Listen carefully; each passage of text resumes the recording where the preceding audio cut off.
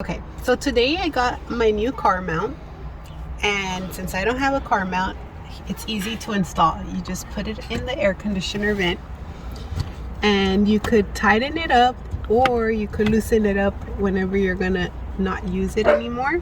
So now that it's mounted, you can open it up or you could close it depending on the size of phone.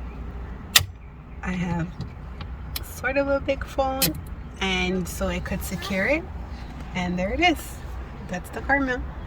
Also, it's very compatible with different phone cases because you could see mine is a little bulky.